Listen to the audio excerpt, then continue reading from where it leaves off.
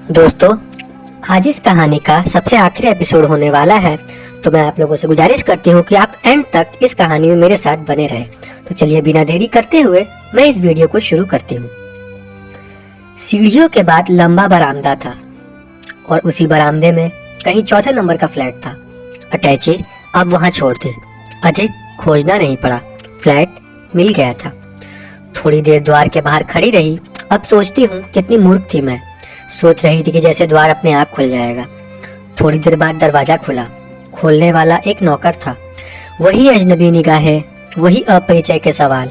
मेरी बात सुनकर उसने लपक कर अटैची नहीं पकड़ी, एक होर होकर अंदर आने को भी नहीं कहा। 2 क्षण जैसे पसोपेश में रहकर अंदर चला गया। थोड़ी देर बाद वापस आया। बिना किसी भाव परिवर्तन के उसने अटैची उठाकर अंदर एक किनारे रख दी और दीवान की ओर इशारा करते हुए बोला, बैठ जाइए साहब, कपड़े बदल रहे हैं। नीचे सड़क पर चुपचाप चले जा रहे राहगीर के सिर पर 2 मंजिले से मकान की दीवार का हिस्सा टूटकर गिरते मैंने देखा नहीं। यह भी नहीं जानते कि उसका अनुभव कैसा होता होगा। हाँ, इस स्वागत में अगर सहसा चोट का कोई प्रभाव था तो वैसा ही वह भी होगा। एक क्षण के लिए मन में आया कि अभी उठ जाऊं और अटैची घसीटती हुई लौट जाऊं, लेकिन उठी नहीं। मीनल बीबी जी कहाँ है? मैंने नौकर से पूछा। कल हवाई जहाज से कलकत्ते लौट गई। मैं चुप रह गई। सोचा हो सकता है नौकर ने जाकर सिर्फ इतना कहा हो कि कोई महिला मिलने आई है और उसने सोचा हो कि कोई छात्रा ही आ गई हो। कपड़े बदलने का बरसों पहले एक दृश्य आंखों में नाच आया। शोभन यूनिवर्सिटी जा रहे थे। कमीज उन्होंने पहन ली थी और तौलियों के नीचे से पैंट खींचने की कोशिश कर रहे थे। जाने क्या सूझा था मुझे कि मैंने तौलिया खींच लिया था। एक क्षण के झटके के बाद शोभा ने दोबारा से अपने आप को ढकने के बजाय मुझे खींच लिया था। इस बार मुझे लगा जैसे तौलिया मेरे ही बदन से खींचा गया था। मौसम यकायक हरारत से भर गया था और हम दोनों पसीने से नहा गए थे। कई बरस पहले की वह याद ठंडी हवा की तरह पलकों को छूकर चली गई। और शोभन आए, शोभन ही सच। लेकिन उस एक क्षण में जो हुआ वह थोड़े से शब्दों में नहीं समा सकता। बच्चे कभी कोई कपड़ा उछाल कर ऊंचे पर अटकी चीज उतारना चाहते हैं और सहसा पाते हैं कि उछाला गया कपड़ा खुद ही वहीं जाकर अटक गया। लगभग यही कुछ हुआ उस एक क्षण में। जाने कितने दिनों की बर्फ की परत को तोड़कर मन उछला और उछाल लेकर वहीं जमा रह गया। शोभन आए। शोभन ने देखा और फिर मैंने पाया कि शोभन के चेहरे पर जो कुछ था वह ना देखती तो अच्छा था। वहां एक बहुत ठंडा निष्प्राण सवाल चिपका हुआ था। उस सवाल के शब्द कुछ भी हो सकते थे, यानी ठीक हो या कब आई या क्या यहाँ आना बहुत ज्यादा जरूरी था। इससे भी अधिक शब्दों की आवश्यकता होगी, बल्कि संभवतः एक समूचे ग्रंथ की आवश्यकता होगी उस एक क्षण की व्याख्या के लिए। मेरा मन ठहर गया, बल्कि भय से सिमट गया। एक क्षण देर से ही मैंने नमस्कार किया। तोरू आश्चर्य से उनकी ओर देखी थी। संभवतः उससे अधिक आश्चर्य से वे अपने आप को देख रहे होंगे। तोरू के चेहरे के सामने चुटकी बजाकर उसे बहलाने का छोटा सा नाटक करने के बाद शोभन ने नौकर को आवाज दी और बोले, इनके लिए तौलिया, साबुन वगैरह बाथरूम में रख दो। तुम चले कहाँ जाते हो? स्वर की हल्की सी तिक्तता शायद मेरे लिए थी। परिस्थिति को एक बार नए सिरे से संभालने के लिए मैंने जल्दी में ही अपने आप को दोबारा समेटा। आपका स्वास्थ्य कैसा है? मुझे उत्तर देने में उन्होंने जल्दबाजी नहीं की, लेकिन पूरी तरह से विरक्त भी नहीं हुए।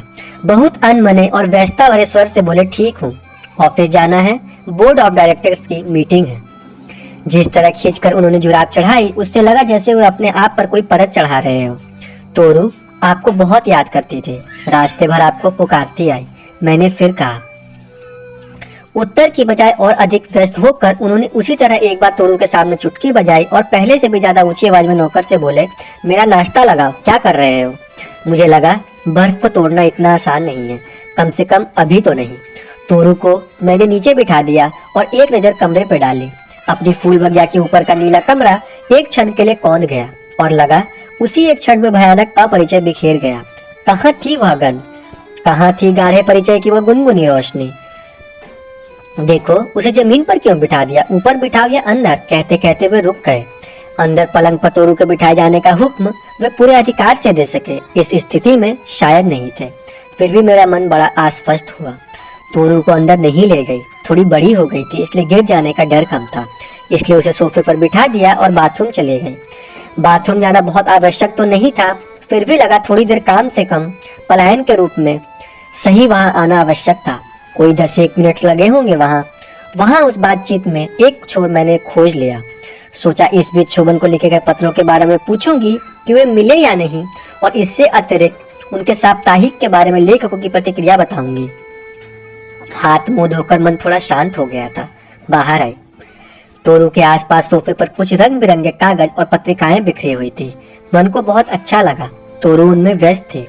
उसे प्यार करके मैं अंदर गई। मेज पर एक प्लेट में आधा खाकर छोड़ा नाश्ता और आधा कप पी गई। चाय पड़ी थी। नौकर मेरे अंदर आते ही उसे समेटने लगा। मैंने अनायास पूछा, साहब चाय नहीं पिएंगे? उनको जल्दी जाना था बीबी जी, उसने बहुत लहजे में कहा और बर्तन समेटता रहा। जाना था?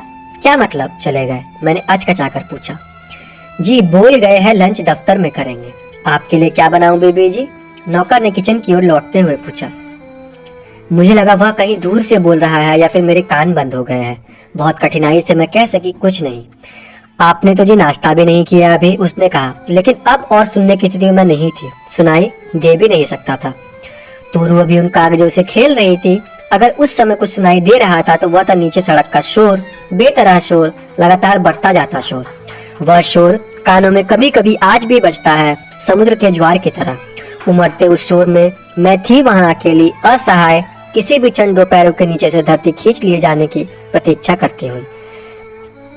खिड़की के नीचे कितनी दूर होगी सड़क? अगर इस खिड़की से कूद जाऊं तो क्या यह शोर एक क्षण के लिए थमेगा? इसके बाद सारा दिन सफर से टूटे शरीर को मैं खिड़की से दूर अलग खींचती रही। क्या होगा तोरू का अगर मैं? नौकर 2 बार तोरू के लिए दूध ले आया था। बहुत आग्रह के बाद भी मैं दोपहर को कुछ खा नहीं सकी थी। शाम के करीब 1 कप चाय पीकर मैं बैठी थी। नौकर तोरू को लेकर नीचे चला गया। उस अकेलेपन के एक दिन को किस तरह नाप सकी वह स्वयं आश्चर्यजनक है। शाम को भी नहीं, रात को आए शोभन। नौकर शायद उन्हें नीचे ही मिल गया था। वह उनकी फाइलें ला रहा था। शोभन जिस तरह अंदर आए उससे यकायक मैं भयभीत हो उठी। पहले तेजी से अंदर आए। अंदर शायद उन्होंने बोले जाने वाले संवादों को दोबारा तोला। उसके बाद इस कमरे से दरवाजे तक आखिरी तीखी आवाज में बोले, आखिर यह तरीका है? यहाँ भी नाटक शुरू हो गया? मैं अचकचाकर उठ पड़ी। उनका चेहरा देखती रह गई। लगा वे अभी किसी तरह किसी जमीन पर पटक देंगे। आवाज और नीची करके बोले, आखिर यह खाना न खाने का तमाशा क्यों खड़ा किया गया? पूछता हूँ क्यों खड़ा किया गया? उत्तर चाह कर भी क्या देती? फिर उत्तर पाने के वह सब कहाँ की कहाँ जा रहा था। मेरे अनचाहे मौन ने उन्हें बुरी तरह क्षुब्ध कर दिया था। आखिर बोलती क्यों नहीं हो? आते ही यह नाटक क्यों खड़ा किया गया? बहुत प्रयत्न के बाद मैंने कांपते हुए शब्दों में कहा, मैं इतनी दूर से आई और यहाँ आपसे एक शब्द भी प्यार का सुना होता तो। ओहो, वे तीखे होकर बोले, यानी मैं जब डायलॉग बोलता तुम्हारा दिमाग तो सही है, मेरी व्यस्तता का भी कुछ ख्याल है, मेरी उलझनों की कोई कीमत है? तुम्हारा मतलब मैं काम छोड़ दूं? और तोरू अचानक ही रो पड़ी। यादें क्यों? संभवतः वह इस विवाद में हस्तक्षेप करना चाहती थी। मैं उसकी ओर घूमी और उसी क्षण शोभन ने भी ना जाने क्या क्या बोलते हुए दूसरे कमरे में चले गए। घर में फिर वही निर्मम सन्नाटा और नीचे सड़क का रौनता हुआ शोर बाकी बच गया। बीच में फोन की घंटी बजी। फोन शोभन ने ही उठाया होगा। कुछ देर में बोले जाने वाले शब्दों ने स्वयं ही मुझे पकड़ लिया। वे किसी से कह रहे थे, हाँ कुंतल आई है, यस तोरू भी है, जरूर मिलवाऊंगा, दोनों से मिलाऊंगा। कुंतल अभी तो थकी है, इसलिए लंच मत रखो, मैं खुद कांटेक्ट कर लूंगा। शब्द सुने, अपने बारे में अंदर से बोले गए शब्द, लेकिन नहीं, अब और अपने आप को छल नहीं सकती। ये शब्द मुझे और धोखा नहीं दे सकते। समझ गई थी कि अंदर घोट घोट कर मारी जाने वाली कुंतल को बाहर प्रिया के रूप में प्रदर्शित किया जा रहा था। शब्द और अधिक छल नहीं सकेंगे। मैंने निश्चय किया। मन में फिर वही जलन पैदा हो गई थी, वही जो एक बार भड़कती थी और लपटों में अंग अंग समेट लेती थी। कैसे बीतेंगे और दिन? रात की ध्वनियों की अपनी अलग अलग पहचान होती है, चाहे किसी भी जगह की रात हो। और ऐसा व्यक्ति रात की ध्वनियों को कितने गाढ़ेपन से पहचानता है, जिसके जीवन की कुल जमा पूंजी अब केवल कुछ रातों का अनुभव ही रह गया हो। रात बढ़ रही थी और रात की ध्वनियां निकट आ जाती जा रही थी। सड़क का शोर अब उतना उलझान हुआ होकर भी स्पष्ट और भारी हो गया था, और सड़क के उस पार किनारे पर अपने आप को पटकते हुए समुद्र की उसांस बार बार कमरे में झांक जाती थी। शोभन की कोई आवाज अब सुनाई नहीं दे रही थी। इसी एक परिस्थिति का सामना करने में मन कांप रहा था। बहुत देर तक अपने को उकसा कर मैं उठी, तोरू को शॉल उड़ा देती। बहुत धीरे से शोभन के कमरे की ओर बढ़ी। शोभन कमरे के दूसरे कोने पर एक चमकदार डेस्क पर लैंप की रोशनी में कुछ पढ़ रहे थे। वे पढ़ते रहे। मैंने धीरे से कहा, आप सोएंगे नहीं? शोभन कुछ नहीं बोले। मैंने दोबारा वही प्रश्न पूछा। 2 पल रुककर उन्होंने किताब किंचित खींच से बंद की और बोले, तुम्हारा बिस्तर लगा दिया गया है, मुझे काम करने दो। तुम्हारा बिस्तर? बस अब इससे अधिक नहीं। लेकिन उपाय? राह? खिड़की के नीचे एक छलांग? 1 दिन, 2 दिन, 3 दिन लगता है। मैं अभियुक्त हूँ जिसकी अदालत में पहुंचने से पहले ही सजा सुना दी गई। सजा एकांत कारावास। कारावास में केवल वह खिड़की है जो अपनी लगती है और कुछ भी तो नहीं। लेकिन कितना भयावह है वो अपनापन। सारे दिन के उस रोने वाले सन्नाटे में कभी कभी इशारे से वह खिड़की बुलाने लगती है और फुसफुसाकर पूछती है, तुम्हें रास्ता मिला? नहीं, मैं घबरा कर कहती हूँ, नीचे देखो, रास्ता है। या फिर उस समुद्र को देखो, कितनी शीतल समाधि होती है समुद्र। और खिड़की रहस्यपूर्ण हंसी हंसती है। समाधि? यह घर क्या सचमुच समाधि है? एक मकबरा जिसमें मेरे सामने मेरी ही कब्र है, सीलन भरी, कठोर, ठंडी। दरवाजे पर जो घंटी लगी हुई है उसे ठीक ठाक घंटी कहना सही नहीं होगा। विचित्र आवाज होती है, जैसे किसी ने कोई चीज बलपूर्वक चीर दी हो। कम ही कम बजती है, किंतु बजती है तो बहुत कष्टदायक लगती है। सोचती हूँ उसकी यह ध्वनि ठीक ही है। जब जब वह बजी, मेरे अंदर कुछ कुछ चीर गई। वह बजे, दरवाजा खोला, अखबार वाला है। विचित्र दृष्टि से मुझे देखकर पूछेगा, मेम साहब नहीं है? फिर चला जाएगा। दूध वाला, सब्जी वाला, मक्खन डबल रोटी वाला, मेम साहब नहीं है। नहीं, मेरे कहते न कहते लौट जाएंगे सब। जैसे मेरा वहां होना निरर्थक है। मीनल के अलावा यहाँ और किसी की कोई पहचान नहीं है। वही तकलीफ देने वाली घंटी बजती है। तार वाला आया है, तार है, दस्तखत करके तो ले लिया, लेकिन खोलने की हिम्मत नहीं होती। शोभन नाराज ना हो। फिर वही खिड़की की चुपचाप मुझे बुलाने की आवाज। रात को शोभन लौटे तो सबसे पहले तार पर ही उनकी नजर पड़ी। खोला, पढ़ा, पढ़कर थोड़ी देर चुप। नौकर ने कॉफी रख दी थी, वह भी ज्यों की त्यों पड़ी रही। उठकर टहलने लगे। फिर जैसे कुछ याद आया, कहीं फोन मिलाया। फोन मिलने पर पूछा, कलकत्ते के लिए अर्लीस्ट फ्लाइट कितने बजे है? Yes, 1 seat, right. Flight Calcutta, 1 seat. चित्र एक क्षण में पूरा हो गया। तार में क्या लिखा होगा यह समझना कठिन नहीं था। फोन रखकर थोड़ी देर टहलते रहे। फिर बोले, देखो तोरू का ध्यान रखना, मीनल की तबीयत ठीक नहीं है। और हाँ, ऑफिस से फोन आए तो कहना कलकत्ते के बारे में मत बताना। कहना कुछ भी कह देना, लेकिन कलकत्ते के बारे में बिल्कुल मत बताना। लगा वे बेहद उतावले हो उठे हैं। नौकर से अटैची निकलवाई, कपड़े रखने लगे। आप आराम करिए, कपड़े मैं रखे देती हूँ, मैंने कहा। आश्चर्य की शोभा ने वही किया जो मैंने सोचा था। कपड़े छोड़कर अलग हट गए। मन में आया, कह दूं कि अब तुम तो बदलोगे ही शोभन, मेरी पति मृदु भी हो गए, क्योंकि इस छोटे से झूठ को खड़ा करने के लिए मेरी आवश्यकता जो है। उसके बाद की सुबह एक क्षण के लिए मुझे फिर धोखा दिया। इतना स्वीकार कर सकती हूँ कि तोरू को गोद में उठाया, प्यार किया, उसे और दिनों के विपरीत में बाहों में पकड़ा दिया, मेरी आंखों में देखा और एक हाथ मेरे कंधे पर रख कर बोले, अपना ध्यान रखना, समय से खा लिया करना, और हाँ, ऑफिस से अगर कोई मिलने आए तो तुम समझते ही हो। शोभन गए। खिड़की मुझे फिर बुलाती है। अब उससे इतना डर नहीं लगता। खिड़की के बाहर वही शोर भरी हुई सड़क है और बेचैन बेचैन समुद्र। समुद्र के ऊपर नीले आसमान पर फिसलते हुए बादलों के कुछ टुकड़े हैं। शोभन गए। मैं हवाई जहाज पर कभी नहीं चढ़ी। सुना है जहाज जाता है तो रास्ते में बादल मिलते हैं। क्या यही है मेघदूत, कालिदास के यक्ष के संदेशवाहक? मुझे याद आता है विवाह के तुरंत बाद का दिन। उस फूल बगिया में उस दिन मैं अकेली थी। शोभन दूसरे शहर गए थे किसी प्रकाशक के बुलावे पर। जाते ही वहां से उन्होंने अपनी किताब की पहली प्रति भेजी थी मुझे। प्रति के पहले पृष्ठ पर सजाए हुए अक्षरों में उन्होंने लिखा था, संतापनाम तो वसी शरणम तत्व योदे प्रियाया संदेशम में हर धनपति क्रोध विशेष लिसत्तस्या।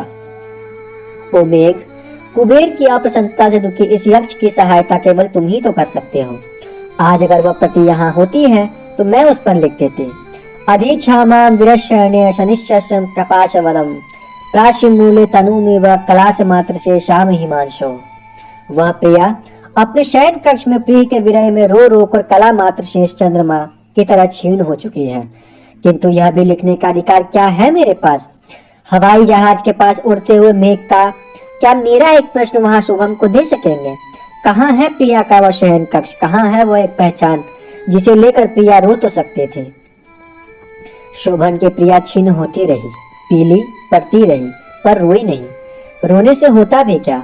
यह समूचा सागर आंखों में उतार कर भी क्या बता हल्की हो सकते थे। 2 दिन बाद शोभन वापस आ गए, वही जिन्होंने जाते जाते कहा था अपना ख्याल रखना। दरवाजे की उस कर्कश घंटी के साथ जिस हंसी की आवाज सुनाई पड़ी थी वह मेरे अगले दिनों की सही सही पूरी सूचना थी।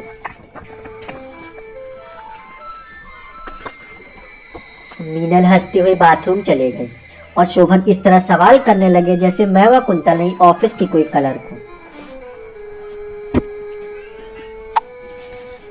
ऑफिस से कोई आया था? नहीं, मैंने कहा। कोई फोन? हाँ, पूछा था। तुमने क्या कहा? वही जो आपने कहा था। कोई कागज फाइलें चपरासी लाया था।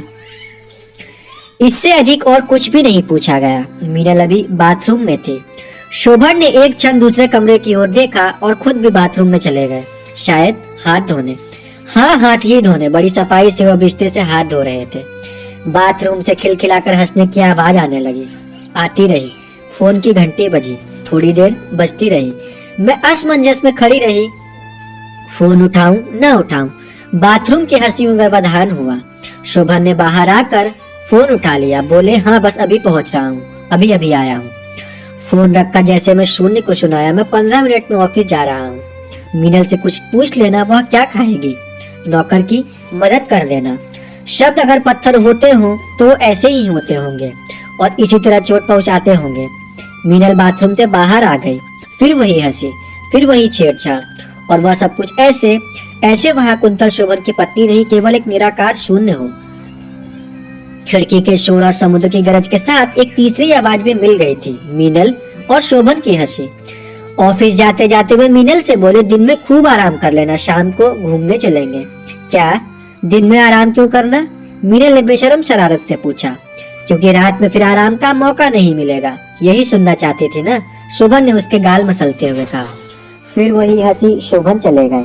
मीनल खिड़की से बाहर उन्हें देर तक देखती रही। लगभग 2 घंटे इस विदा के बाद विचित्र थे। मीनल ने मेरी ओर देखा, मैंने भी देखा। उसने भी कुछ कहना चाहा, मैंने भी। फिर वो भी रुक गई और मैं भी रुक गई। मुझे लगा यह अवसर है, कुछ बातें की जा सकती है साफ साफ। मन इतना आंदोलित था कि बिना बोले ही जाने कौन कौन से संवाद तैयार करती रही। बातें कही फिर भी न जा सकी। इस बीच तोरू जाग गई, जागकर रोने लगी। फिर कुछ देर जड़ बैठी रह गई। हाथ जोड़कर मीनल से पूछा, तोरू भी आई है ना? मुझे सूत्र मिल गया। मैंने अपने तीखेपन को वश में करते हुए कहा, शोभन से इतनी बातें हुई है, उन्होंने बताया नहीं?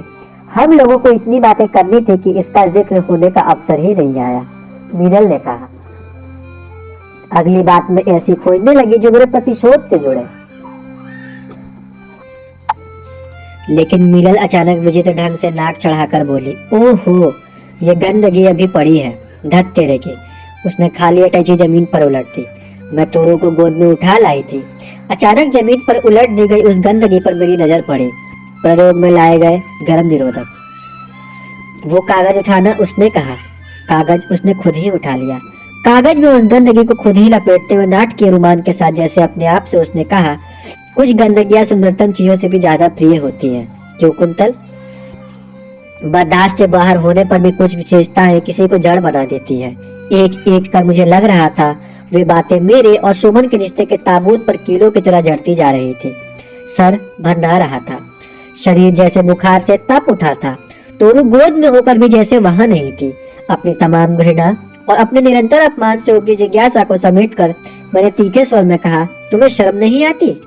अब लगता है वे शब्द कितने नपुंसक थे, फिर भी उन्होंने अपने काम तो कर ही लिया ना। उन्हीं थोड़े से शब्दों ने जैसे मेरा सारा क्षोभ उठाकर मीनल के ऊपर पटक दिया। मीनल सन्नाटे में आ गई। उलट का जवाब देने की हिम्मत उसे नहीं हुई। मेरा मन यह समझकर और अधिक अधीर हो उठा, आगे वह कुछ बोले और फिर मैं सब कुछ कह डालूं, इसकी तत्परता मुझे कपाए दे रही थी। लेकिन वह बोली कुछ नहीं, वहां से हट गई। मेरे साथ फिर बच रही अबोध तोरू, मेरी कुंठा और सड़क से समुद्र तक फैला शोर। रात वे घूमने गए, तोरू भी उनके लिए बाधा ही थी। इसलिए तोरू को भी घर पर ही छोड़ गए। जाने क्यों इस एकांत में पहली बार आतंकित हुई। लगा कोई न कोई अनहोनी होगी। काफी रात गए उस अनहोनी के लिए अपने आप को तैयार करती रही। मीनल के दिल की परिजाए थोड़ा सा सहारा दे रही थी। मन में मैंने निश्चय कर लिया था, जो भी हो भीरुता से बाहर आना होगा। अपनी लड़ाई खुद लड़नी होगी। रात घंटी बजी। अनुमान था शोभन और मीनल होंगे। बाहर हंसी सुन पड़ी थी। फिर भी विश्वास था नौकर शायद सोने की तैयारियों में रहा होगा। तीसरी बार घंटी बजने पर दरवाजा मैंने ही खोला। शोभन थे, मीनल भी, दोनों चुप। 2 क्षण तक वे वही उसी तरह खड़े रहे हैं। मैं दरवाजे से अलग हटाई। वे अंदर आए और दरवाजे को अच्छी तरह बंद किया। अभी मैं पीछे घूमी ही थी कि किसी हाथ ने मेरे बाल पीछे से पकड़कर खींचे। मेरे घूमते न घूमते शोभन ने शायद घूंसे से चोट की। शब्दों से ही तैयार थी मैं, और अब लगा कि अब वो अनजाने आशंका क्या थी। उसके बाद संभलने का अवसर नहीं मिला। झटके से बलपूर्वक जमीन पर पटकी जाने के बाद कमर और पसलियों के पास जूते की नोक की भरपूर ठोकर और उठाकर दोबारा जमीन पर पटका दिया जाना। उन थोड़े से क्षणों में एक असहाय चीख भी गले में ही सूख गई थी। शोभन क्षुब्ध थे, केवल इस बात पर कि मैंने मीनल को गालियां दी थी। वे थोड़े से शब्द उन्होंने दोनों की तफरीह के क्षणों में गालियां बन चुके थे, और सफाई या प्रतिवाद का तो अवसर वहां था ही नहीं। रात कितनी हो गई थी पता नहीं। तोरू के कारण तोरू जाग न जाए और जाग कर उनको परेशान न करे, इसलिए मुझे एक बिस्तर पर धकेल दिया गया था। कमरे में इतना अंधेरा तो नहीं था। आश्चर्य होता है तब सहसा मर जाना क्यों न हुआ था। बाहर समुद्र का उफान है। खिड़की उसी तरह फुसफुसाकर कहती है, कुंतल खामोश रहना। दर्द की कराह भी ना हो, खामोश रहना कुंतल, खामोश रहना। साथ के पलंग पर मीनल है और शोभन। जाने कैसे फूल बगिया वाला शोभन अपनी केचली उतार कर रह जाता है मात्र पशु, बल्कि पशु युगल। गरजते हुए सागर की आवाज में उनकी नग्नता 2 मदान पशुओं की तरह फूट पड़ती है। उठना होगा। शोभन वहां है कहाँ? शोभन ही है जो कुछ है। मैं करा कर उठी और झटके से दरवाजे की ओर बढ़ी, कम से कम दूसरे कमरे में चली जाऊं। शोभन थम गए। लपक कर उन्होंने मेरा हाथ पकड़ा और दोबारा पलंग पर पटक दिया। क्या नाटक करती है? दुनिया में कोहराम मचाएगी? दुनिया को दिखाएगी? नहीं, दुनिया को अब दिखा भी क्या सकती हूँ। दिखाने के लायक रहा ही क्या था। वह जिसने मुझे एक झलक देखने के तपती धूप में दिन गुजारा था, खड़े खड़े मात्र वही शोभन था मेरे पास, जिसे मैं दुनिया को दिखा सकती थी। अब इस अशोभन को मैं कहाँ ले जाऊं, किसे दिखाऊं? विचित्र स्थिति थी। अपमान और प्रताड़ना सह रही थी मैं, और रूठी रही थी मीनल। घंटों रूठना और फिर शोभन द्वारा मनाया जाना, लगता था जैसे वहां एक सस्ता नाटक खेला जाने लगा हो। मीनल इसी तरह सुबह से रूठी हुई थी। शोभन उठ गए थे। मीनल को उठा कर हार गए थे, मगर मीनल चुपचाप पड़ी हुई सोई नहीं रही थी। हार कर शोभन तैयार हुए। नाश्ते की मेज पर ले जाने के लिए एक बार फिर उसी तरह मनोहार करते रहे। मीनल नहीं उठी। शोभन 1 कप चाय खुद लाए। मीनल फिर भी नहीं मानी। बहुत इसरार के बाद बोली, कुंतल को पिला दो, मुझे नहीं पीनी। शोभन फिर भी जिद करते रहे। कुछ कस्में भी खाई थी। नाटकीय ढंग से रूठ हुई मीनल ने अपने और अधिक नाटकीय होकर जो कहा वह मैंने भी सुना। वह अपनी हैसियत के लिए रूठी हुई थी। वह कह रही थी कि उसने शोभन के लिए जीवन पद दे दिया, पर मिला क्या? क्या पत्नीत्व का एक छोटा सा पद भी तो नहीं पा सकी वो? तोरू रो पड़ी, जाने किस बात पर। संभव है कि वह तोरू का सशब्द सुलभ प्रतिवाद रहा हो। तोरू जोर से रोई। मीनल और शोभन के नाटक के संवाद बंद हो गए या रोने की आवाज में डूब गए। कितना अच्छा लगा उस समय उसका इस तरह रो पड़ना। मैंने चाहा यह रोना कम से कम थोड़ी देर और न रुके। सहसा आंधी जैसे वेग से मीनल के कमरे से निकलती शोभन की आकृति देखी। क्षण भर में उनके चेहरे का रौद्र भी दिखाई दे गया।